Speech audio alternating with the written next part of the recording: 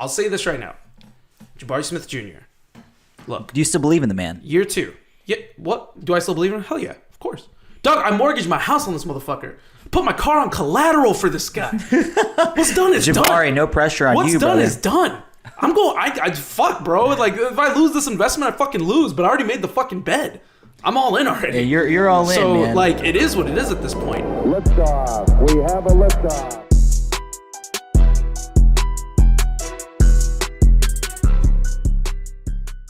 What is going on, everyone? You are listening to The Summit State of Mind, the podcast of dream shakes and step backs and everything Houston Rockets, presented to you by the Apollo Podcast Network.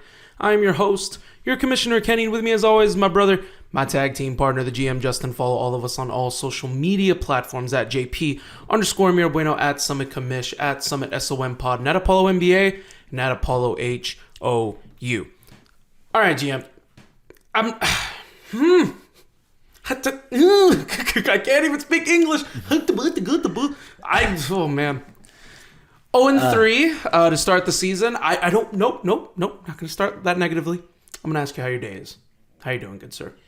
It's been a hectic day. We are recording this on a Monday evening. Yeah, it's been quite a day, but quite a weekend. Absolutely, it's been quite a weekend. Quite a 5 days. I mean, if we're going back to Wednesday and Friday, we had 2 watch parties last week at Trash Panda Drinking Club. Shout out to Trash Panda for having us and allowing us to bring together Rockets fans to watch games and drink wonderful libations with amazing nicknames. Yeet. But yeah, it was fun. It was wonderful getting to see everybody. And shout out to our team from our Summit/Paulo NBA team. Thank you to everyone for helping out, and we're just really happy that we got to start the season together, despite how painful it has been. How painful it's been to begin. Man, I can't even get my words out. See, I told you. See, you can't even get your words out. It's like speaking gibberish. I feel like Jabari at the free throw line. Wow, very uncalled for. By the way, happy All Hallows Eve to everybody that is watching this. I am still debating when this episode's going to come out. So you're either going to get a happy Halloween or a happy post-Halloween. So what is that? I don't know. Dia de los Muertos? Dia de los Muertos. I don't know how but that's a shout out to that Coco. It's one of the top 5 favorite movies of all time. Great Disney film. If you haven't watched it, you want a tearjerker, go. It's one of the take 90 minutes out your day to watch Coco. It's one of the most aesthetically pleasing movies I've ever seen in my entire life. Hands down. It's fair. It's top 5 all time. It's a very good film. It's top 5. Low key though, the main character sounds like Dominic Mysterio, except if Dominic Mysterio were a face. Oh, nice. Well done. Wait, I'm trying to think. He goes, I just want to sing music. Holy shit. Everyone's collective brain, the light bulb has went off in their head. When the light bulb gets mixed up, he's not going, mommy. Collectively. Man, fuck. Okay, yeah. Wow. What a way to open. Wow. What an opener. How do we get into the conversation about Coco? I don't even know, man. Hallows Eve, man. Oh, yeah. Happy All Hallows Eve to all those who celebrate, obviously, Halloween and big spooky hours. Over here, big spooky hours as well in terms of Houston Rockets. But you know where it's not spooky, you can give us a follow on YouTube at Apollo HOU Super Kick. That subscribe button one time for all the best content in all of the city of Houston in terms of sports. All your Texans, Astros, Rockets, all your content. One city, one sport, and we are all basically here to. I can't even get my shit out properly. But yeah, give a follow on Apollo HOU. You get all the good stuff there. GM, I want to go ahead and just let's steer into the skid here, because this is obviously what we need to do. Well, they say when it's raining and you're skidding, don't steer. Opposite. Steer. This is obviously easily our worst grammatical episode of all time. Into the wave, I guess. I think that's what it says. Steer into the wave? Or what steer into the skid. The skid, yeah. There you go. Steer into the skid. My apologies. We're almost 5 minutes in and we still can't steer into the skid. Yeah, we're skidding horrendously. Oh, God, we are skidding horrendously. All right, let's steer into the skid. So the Rockets do open the season 0-3. Obviously not what we had all expected, Not or I what guess the doctor maybe ordered. slowly low-key expected, but not wanted. Losing to the Orlando Magic, the San Antonio Spurs, and the Golden State Warriors yesterday. Look, Rockets started 0-3 last year as well. Fun fact, they also started the season last year going 1 of 9 through the first 10 games. So the goal is 2 of 8. is to win 2. No, well, Go you already 2 lost of your 3, so win 2 of your next 7. 7. Yeah. So yeah, go 2-5 basically to avoid. Yeah. Or no, 2-4. Go 2-4. Nah. Yeah, you're through your first 10 games. Yeah, but that's 2 and 4. 6. Oh, you're right. total. It is 2-5. You're right. It's 2-5. Yeah, 2-5. Yeah. Go ahead. We know math. So the goal is to go 2-5 through Yeah. the first 10 games of the season. Obviously, look, I ultimately wanted the 6 seed, and I still think it's viable. I think 0-3 is way too small of a sample size when there's 79 games left in the season. Yeah. GM, thoughts right out of the gate. I do want to talk pros and cons, the negatives and the positives, which we'll go into in our next segment. But right now, just from the eye test only, first reactions to going 0-3 to start the season. Was it expected, or did you expect to come out with at least one win in the first 3? I expected one win. I expected us to beat Orlando, frankly, if you ask me. I thought we were going to lose to San Antonio and Golden State. But yes, overall, as a fan base, we are all disappointed at going 0-3, which is it's terrible. The team hasn't looked as good as we would have hoped coming out the gate. But hold your horses, Rockets fans. Patience is the key. I'm going to tell you this right now. The team is improving. They look a lot better than they did last year. Granted, the roster is different. But they lost 2 out of 3 very winnable games that Ime Udoka probably has his team looking at adjustments. I mean, Steph Curry decided to Steph Curry last night, and if that doesn't occur, then maybe there is a chance that they do actually beat the Warriors. But that does happen in Toyota Center. Steph Curry. Those bastards, like, I think opening like during the weekend, at least like going into Saturday, Draymond was out. Yep. He was out. Yeah. Steph was questionable. And these motherfuckers decided, you know what? We've already beaten these guys 11 in a row. Fuck it. Let's go for another one. Yeah. Let's all just come back collectively. One night. It's like reunion for one night only. Let's reunite the fucking Beatles for one night only. Just so we can mollywop on whatever non-existent band there was in the 60s. I don't know. But that's basically what it felt like. I mean, some fucking bullshit. The games were competitive. Dude, just stay away. Golden State. You didn't even need a player. We played competitive. You guys probably could have won. You didn't even need all your guys. It's true. But, even Draymond Green said it in his quote, was it last night, stating that... I do have the quote. Yeah, you have the quote? I do have the quote. Let's get the quote, Ken. So, Draymond Green did speak on the new Rockets team, basically saying what he saw. He said, I saw a ton of potential. This team, last year, we would have won by 20 or 30 points because that team would have just quit. But they're under Ime Udoka now. That's a different thing. You see how they battled. We pulled away down the stretch because a young team still has to learn how to win.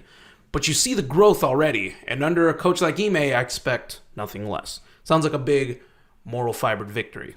Yeah, I mean, moral victories don't count on the standings, but... I'm sick of moral victories, bro. It's true. But I mean, that's a nice vote of positivity in a pool of negativity from Draymond Green.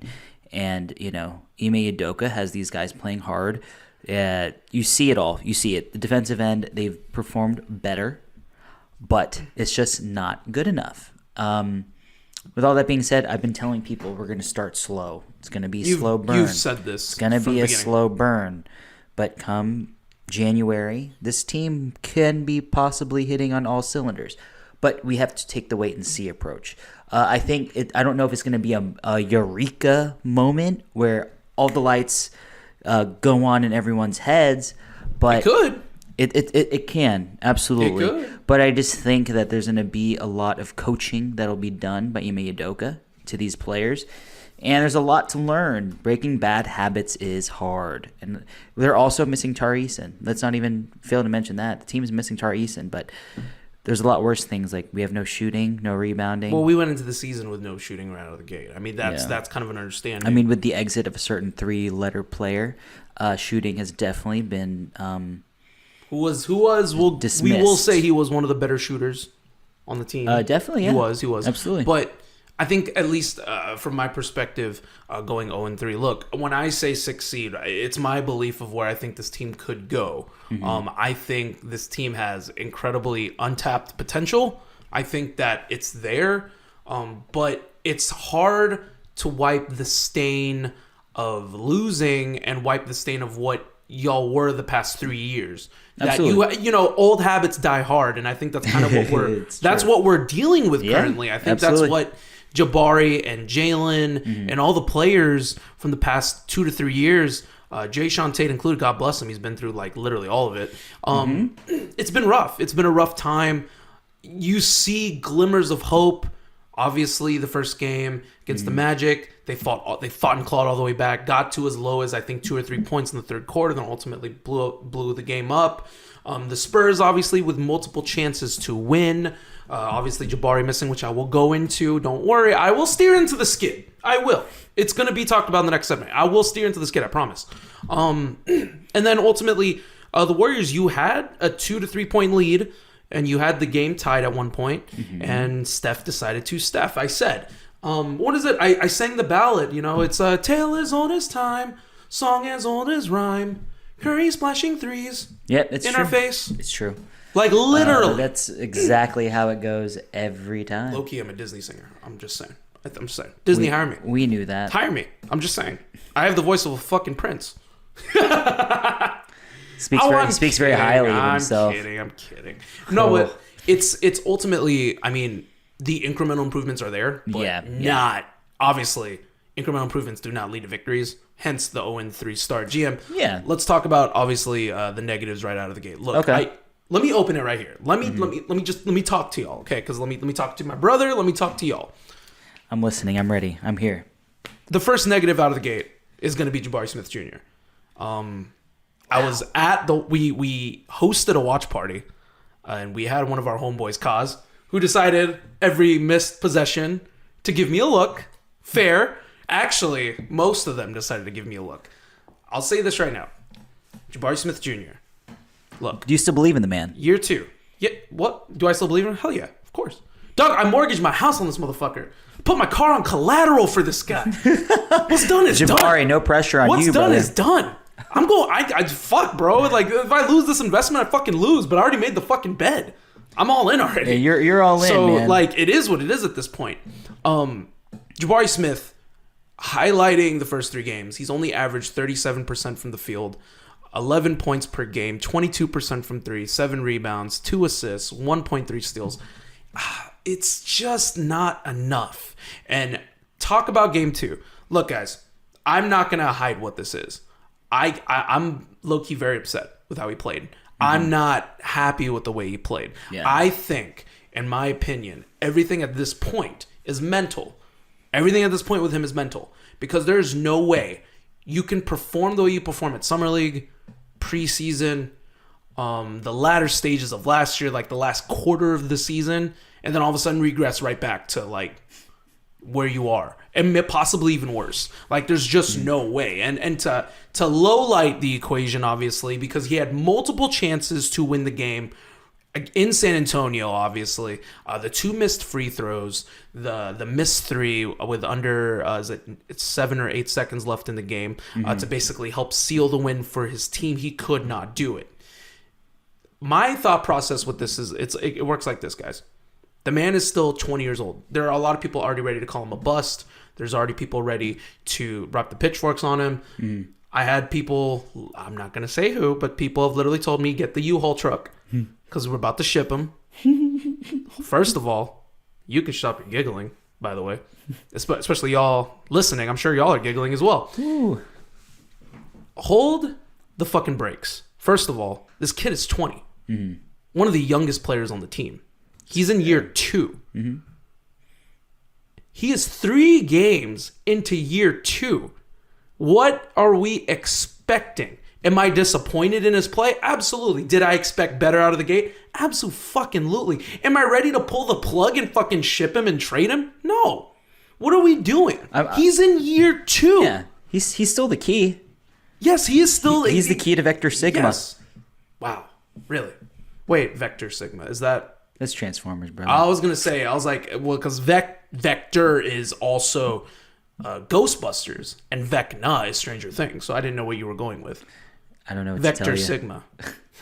Show Interesting. Dude. He's the important piece in terms of like making this team move forward. I mean, this is what I think of Jabari currently at this moment. Jabari is the guy that kills the practice tests. He's the guy that shoots 100% in warm-ups, and then when it comes to taking the test, my man shits the bed. It's not a bad. It's a bad thing. Let's say that. But it's not an expectation at this point in time. He's just not playing well. It's flat out simple. But he's still learning under the Udoka tree, and with how things are moving forward, I'll say this: there's nowhere to go but for Jabari but up. Naturally, I'm talking about also the fact that he took it so negatively.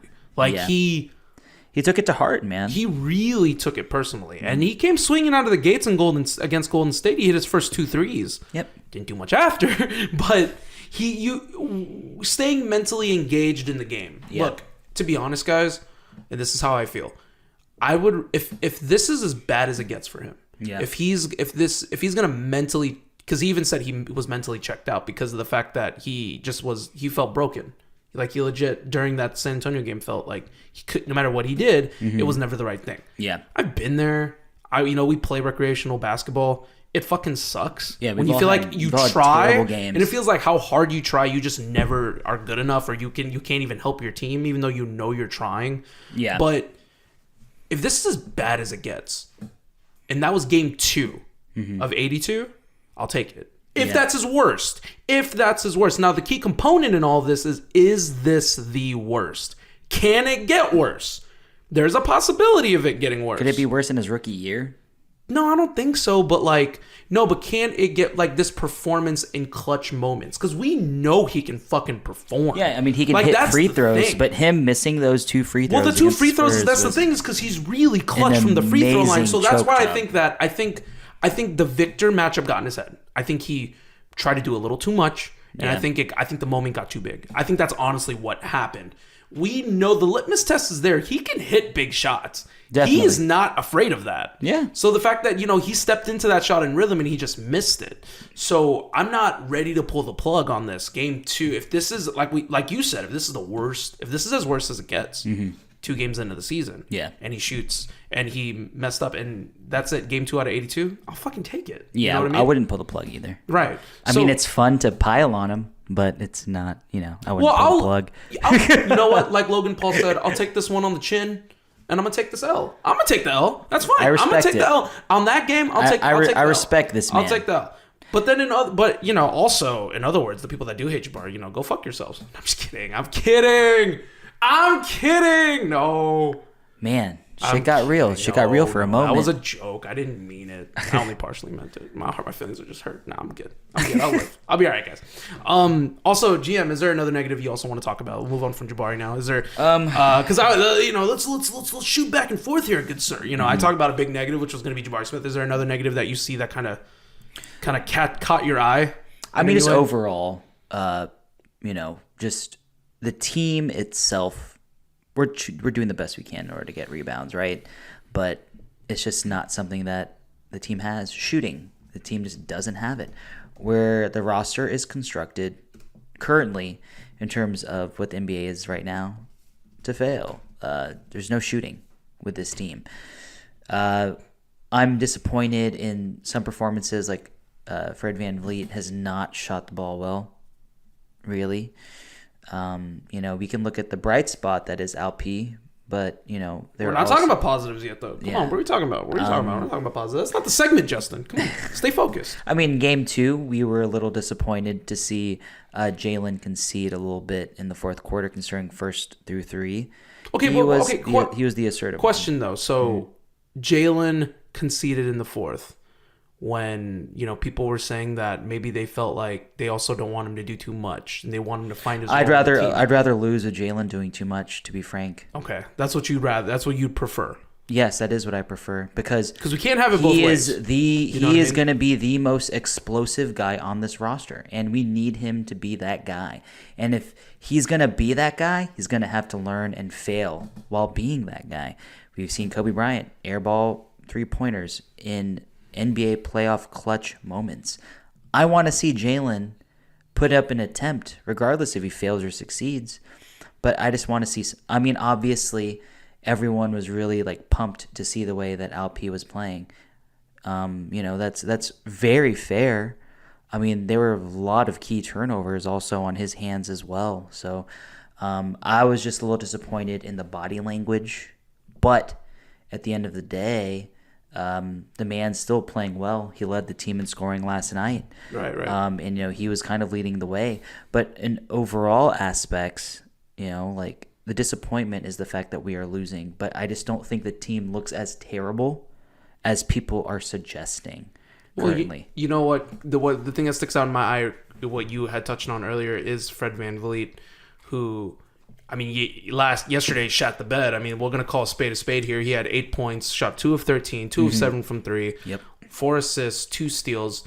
Complete polar opposite of how he performed against the Spurs, where he had 24 points. He shot 10 of 20. He only went 2 of 10 from 3, but he had 12 assists and 8 rebounds. So, we know how good he was a maestro. So Fred knows he fucked up. He was accountable. In the post game. Yeah, he held himself accountable. I love that's the one thing I'll say I love about this team. They fucking hold themselves accountable, and that's what you need.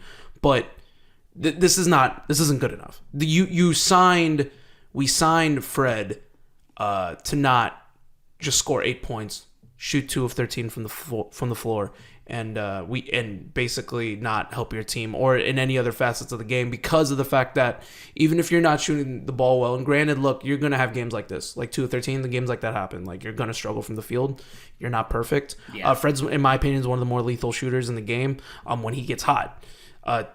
Yes, last night was not the case. If he's going to affect the game, he needs to find ways to affect the game in a different way. If he's not shooting the ball well, get the ball out, quick transition, get some assists, play better defense. I think be a captain to your guys. I think there's more ways that he could be effective. I don't think it should be necessarily bent on the scoring department.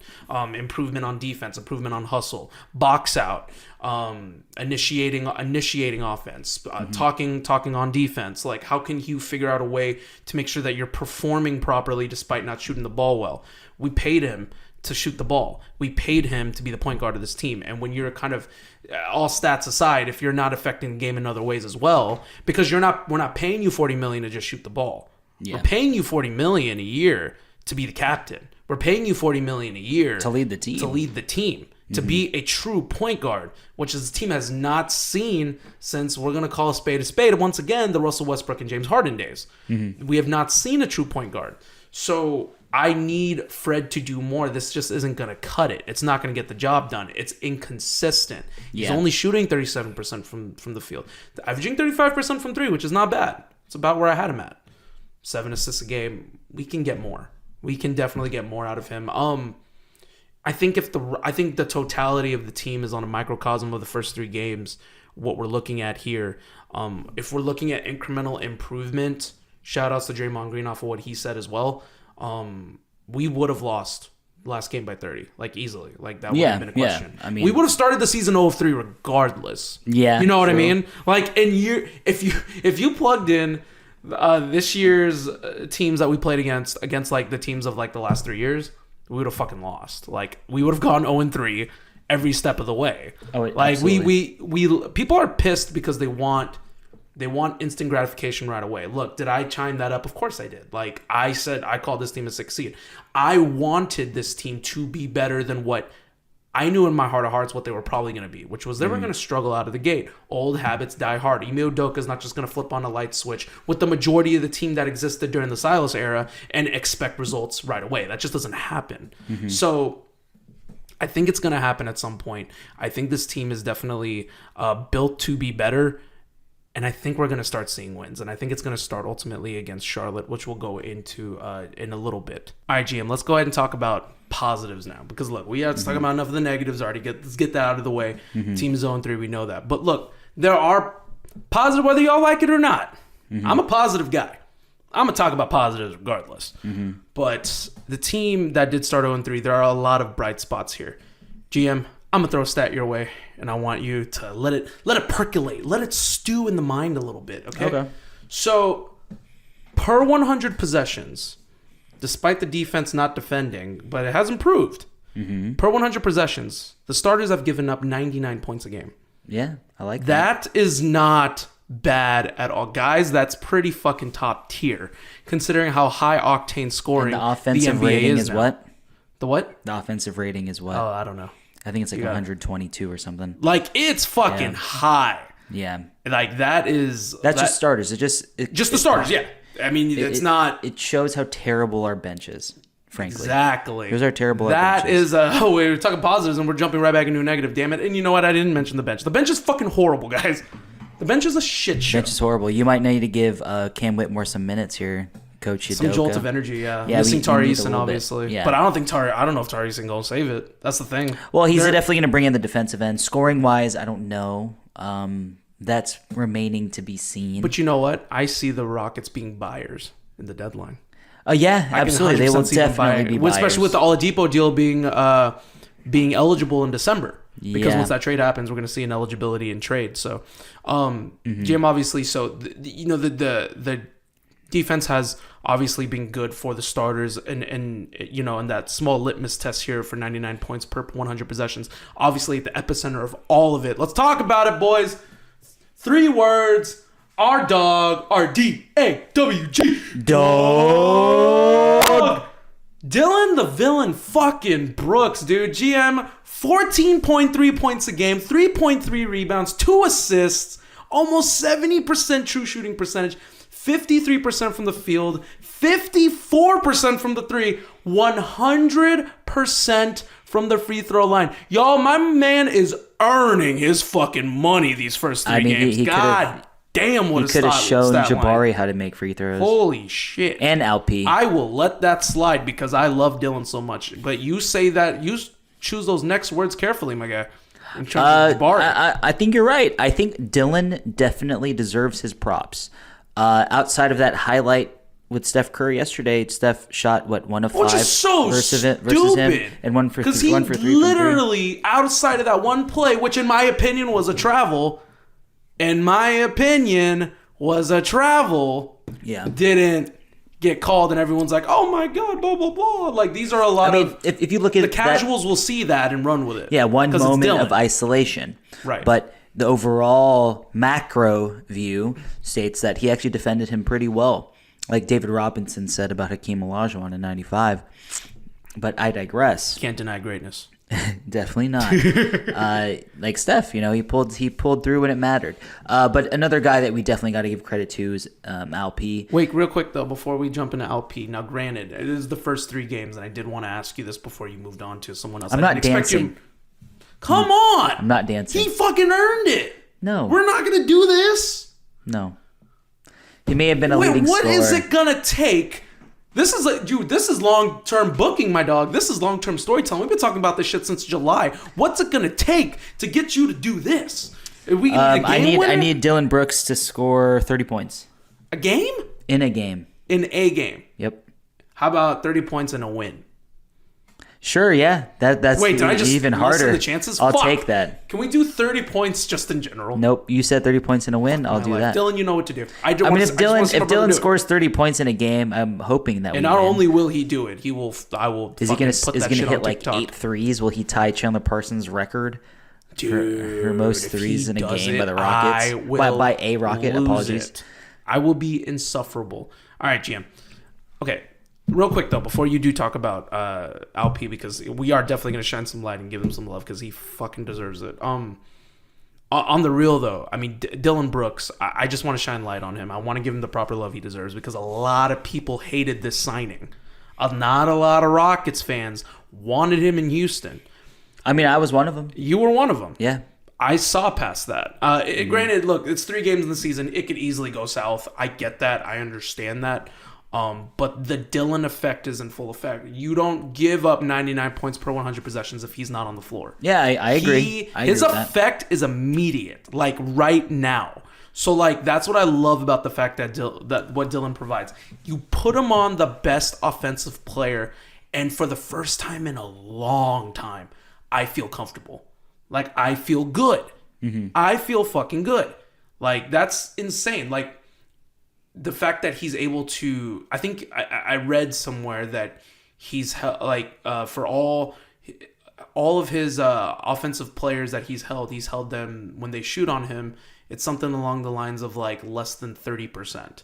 Yeah, which is insane to think about. I mean, that's including Steph Curry. Beautiful. It's exactly that's including what Victor Wembanyama. We need. Right. That's including a Paolo Banchero. That's including guys that are stars in this league. And the fact that you're able to do that. Look, hey, Dillon, I don't give a fuck what everyone says. You're my villain. If y'all aren't hopping on the train now, you better hop on the train before it gets off. Because Dillon is going to affect games, and we're going to fucking win. And the spotlight will be shined brighter once we start winning. I think once he impacts it in that way, and he gets like a big rebound, a big steal, you'll see it. It'll be more prominent. I think fans will recognize it better. They're not going to recognize these stats because they're not translating into wins. So, okay, so we're not going to obviously talk about Dillon the whole time. GM, you wanted to talk about LP. I do apologize. I just wanted to shine some light on my boy one time. You know, I'm a big defending fan, but go on. I think that LP has shown a lot in terms of his value on this team with his recent play. I mean, Ime has been trusting him with running this offense, and you can see the way that it's been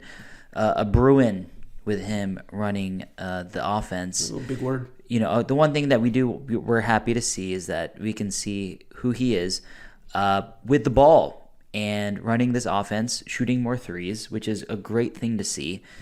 He's still not hitting him he's hitting him at a decent clip, but we're as fans. You wanted to see something, and after 3 games, Ime did something that Silas never did. I don't want to slide on Silas, even though I really would, but I think that Ime knows what's working for him currently. This is what I believe. Sengun as a hub is probably the best decision today, but as the season goes on, and the offense becomes a bit more comfortable, especially these other players like Jalen Green and Thompson, Fred VanVleet, not even to mention other guys that may handle the ball, like even a Jabari Smith Jr. in the post, or, I guess Dillon Brooks going into the paint. I digress. Dude, he's been freaking effective. I don't know what you're talking about. I digress. But Sengun has performed very well. And as he's been running the offense, you can see what Rockets fans have been clamoring for since his rookie season. And it's a great thing. It's putting it together. Yeah, absolutely. But I mean, I'm not going to deny that there are things that, like his stamina. My man's really tired in the fourth quarter. The one thing that I wish that we could see in terms of his improvement is definitely stamina, but he was never that guy. To start. Yeah. I mean, yeah. Jokic. If everyone's gonna compare him to Jokic, Jokic was the same way. I have something to say on that, but I'll say it whenever you're done. We can even say on certain aspects of defense where, the turnovers lead to 2 more points, or in certain possessions where the overall defense, LP included, was just a straight disaster, especially against San Antonio. But I think overall that LP has been playing amongst the top players in this game, like on this team, excuse me. And I think that he does definitely deserve his flowers for the way he's played. I'm not the biggest LP guy, but it's just funny because you wanted him. I did want him. But I mean, obviously there are certain things that I see that may not be in agreement with everyone else. But I did like the variance of what he brought in terms of when he was drafted. Wanted him, and I'm still happy to see him succeed currently. Ime trusts him. That's a huge thing. And I think that's something that LP doesn't want to ruin. The guy's playing very well. So shout outs to LP. Shout outs to Ime, man. Ime, you're doing your thing. You're not letting these guys get too low on themselves. But overall, it's been quite a ride. A ride to 0-3. It's quite a ride to 0-3. I was going to be like, I was like, where are you going with this? I'll say this, though. and I never thought in a million years we did this, but we totally just pulled the double turn a la WrestleMania 13, Stone Cold versus Bret Hart. We talked about the double turn. The GM literally was the biggest fan of LP. I was not an LP believer. I did not care for LP. I didn't think he was proven to be a winner at all. I think there was a lot left to be desired. I didn't buy into the stock like he did, but it looks like we just fucking did the double turn live in front of y'all just now because he just turned heel and I just turned face because I'm a fucking LP believer now. Like that. I think what you said in terms of conditioning to a degree is not fair because this is the first, like, he had last season where he didn't even start. People tend to forget that. Bruno Fernando started the season. Mm-hmm. He wasn't anticipating that he was even going to start the season. So in technical terms, this is his first full year as the starter. And he is banging against these bigs. I should say that he had expectations to be that guy. Right, no, he did have expectations to be that guy. Absolutely. He should. Right. Mm-hmm. But imagine... Okay, GM, because this is where we're going to talk about. Game 2 is where we saw a lot of the stamina go. In 41 minutes. He played 41 minutes, by the way. 41 minutes. Fair. 25 points. Yeah. 11-18 from the field. 1 of 3. 14 rebounds. 7 assists. 2 steals. 1 block. 14 rebounds. 7 assists. Those are the 2 lines that mean something because 14 rebounds, 14 chances he had to box out. How many turnovers did he have? Huh? How many turnovers did he have? I don't know. It doesn't show on my line here. You have to look it up. Find out the turnovers. 14 rebounds, 7 assists, which means he had the ball in his hand a lot. He definitely did. Which means also that his usage rate is going to go up. Absolutely. He's a center. He's 7 feet tall officially now. Officially. 7 feet Holy tall crap, now. Man. And we're going to call a spade, man. My man is not in the best shape. We know this. Like, we know this. The body ain't the sexiest body on the face of the earth. But, however, the dude is still performing. And more importantly, he's not asked to do what your typical big is supposed to do. He's doing a lot more. I think he earned it. I think he's been playing a lot better. Until I see... I don't think it's fair because I can't even blame the 0-3 start on him. I think he's done everything he could. I think he's done everything the right way. Is there a missed opportunity? Are there missed free throws? Yes, there's missed free throws. That's a lot left to be desired there. 2 of 6 is downright terrible. Charles Barkley said TRBL turbo. Yeah. So he had 6 turnovers. He had as many turnovers as he had personal fouls and almost assists. So, there were a lot of... that's just... That's youth. There was a lot of good things that he did in terms of his passing, but he's also made a lot of idiotic passes that were very behind the back. No, he doesn't need to do that. No, he doesn't. I'm shocked that Ime hasn't. Well, no, he did. He did in the preseason. He didn't do it during the season, but at some point, Ime's gonna tug him to the side. I believe that Ime will be able. I'm not worried about that. Give him some humility in terms of what he can and cannot do with his passing. I think that's all learning experience. This whole team and this whole experience, the first 20 games is going to be a roller coaster of experiences for these guys because they're going to start to... This is where the habits will be built. Training camp sets the foundation, but these losses in the regular season, these moments where they are learning what and what not to do is what will build the rest of this, this foundation here. Right. So, with all of that, I just,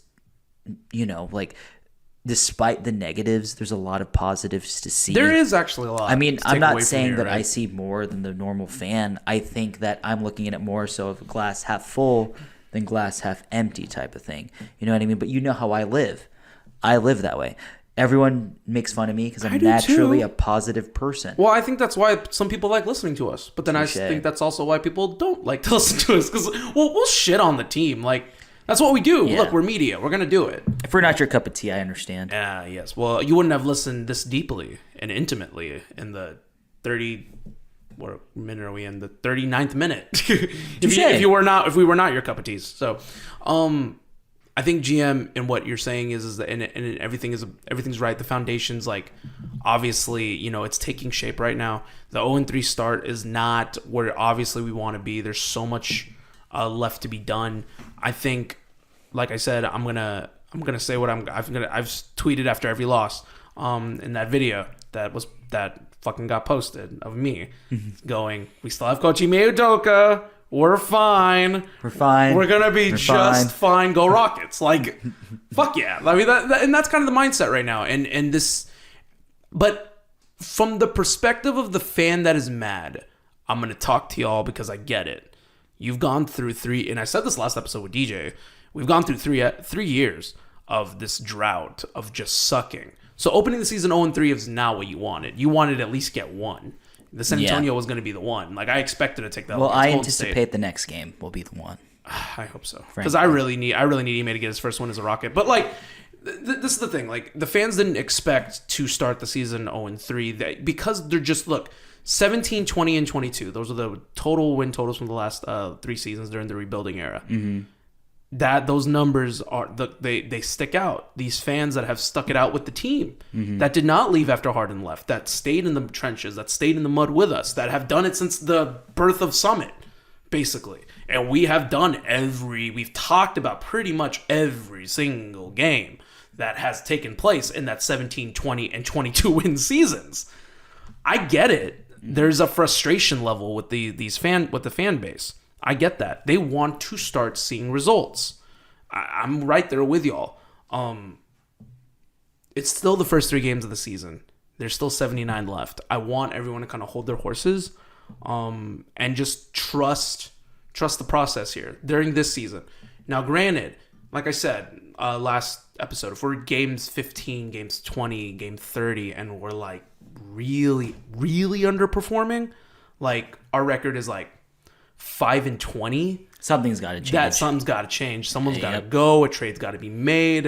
I don't think Ime and every bone in his body is going to allow this team to go 5-20. He will make the change well before. I don't think he will let it to get to 5-20.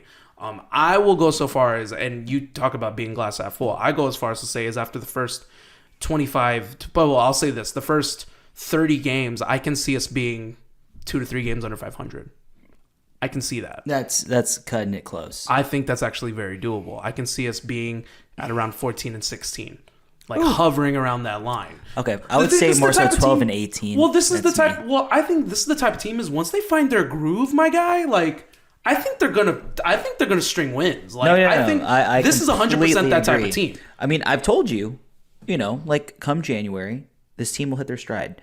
Just give it until the new year. The team is building. The team is working through their kinks, and they will find what works, and they will get wins. This team is going to be nitty. This team's going to be gritty. This team's going to be nitty? Go on. You're going to knit? Yeah. You're not sleeping, I thought. This team's going to be very gritty. This is an Ime Udoka coach team. You know what? They're going to get nitty, and they're going to get gritty, and we're going to forget our manners. I don't know how to do the Jim Anvil Lionheart laugh. Yeah. But I mean, I agree with you in that respect. I mean, you might feel a little bit more positivity. Obviously, I lean more towards I'm the positive, but also realistic side. But there's still a lot of games to be played. But Ken, like, why don't we talk about Wednesday's game? Yes, Filipino Heritage Night, by the way. Yes, Filipino Heritage Night. Yeah, you are currently listening to the only all Filipino podcast that covers all things Houston Rockets. Literally, I'm just saying. Yeah, that's us. We've covered this for the past 3 years. Oh, yeah. We have built a great following. Mm-hmm. And I'm going to leave it at that. We are, outside of it being Filipino Heritage Night, like we're Filipinos. We encourage each and every one of y'all that are Filipino and listening to this show, please go out, go support it. Filipino Heritage Night, it's going to be a great night. Go enjoy it. Enjoy some good basketball. We're talking about on the court now. Rockets and Hornets. Oh, man. Okay, so I think this is how it's going to go. Because Charlotte, they're still they're a rebuilding team. They got LaMelo. And I always forget this guy's name. Oh, it's the second pick in the draft. Brandon Miller. Brandon Miller. It's just not a memorable name. It's not Scoot Henderson. Brandon Miller's got very, I don't want to say basic name, but Yeah, I just can't, it just doesn't stay in my head. Yeah. And I'm a basketball brat. I should know better than that. But look, they're 1-1. They're gonna look like they're on their way to losing to Brooklyn. Brooklyn's about to get their first win of the season right here. I think good for them. Unless Charlotte, they're down 13 right now with 7 minutes left in the game. I love that basketball's back, by the way. This is fucking great. Love it.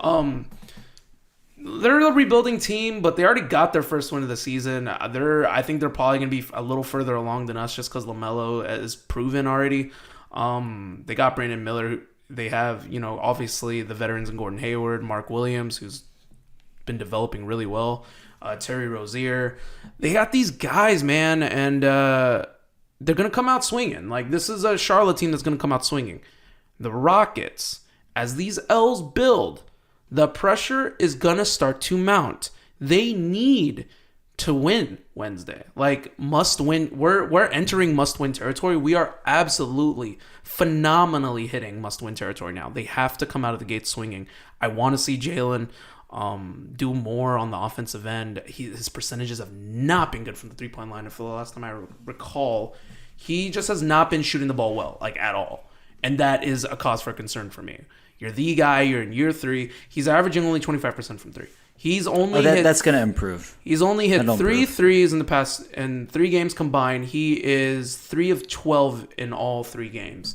Yeah, so that's definitely not ideal. Not where you want to be. 25% from 3, 5 rebounds, only 17 points per game, 40% from the field. So I need to see more. Yeah, and I need to see Fred be Fred. Mm-hmm. I need to see Fred doing Fred things. Mm-hmm. I want to see, God, if I can get a breakout game from Jabari, please. God, I made my bed with this. Please help Jabari. Mm-hmm. Please put the 3-point stroke in his mind. Please have 3-point on the brain and just fucking elevate him to a win, because that would make me. That would make my agenda so much easier. My agenda. We were talking about in the mud. My agenda's what's deeper than the mud at this point? It's fucking in the middle. It's in Middle Earth. It's in Middle Earth, Justin. I think that tomorrow it's where night, the fucking leprechauns are. Wednesday night is a great redemption game for Jabari Smith Jr.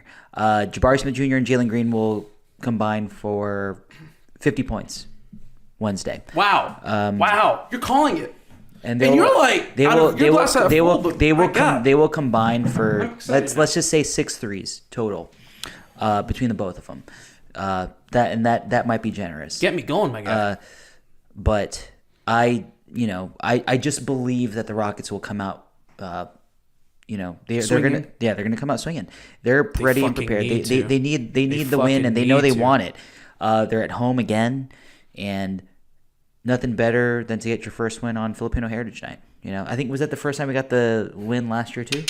Bingo! That was Utah? Another thing I was gonna say. Yeah, that was the first win. Yeah, that was the first one of the season. So Ken, what is your prediction? Do you have a final score? I do have a final score. Okay, go. All right, I really overshot it against the Spurs, which was our last preview.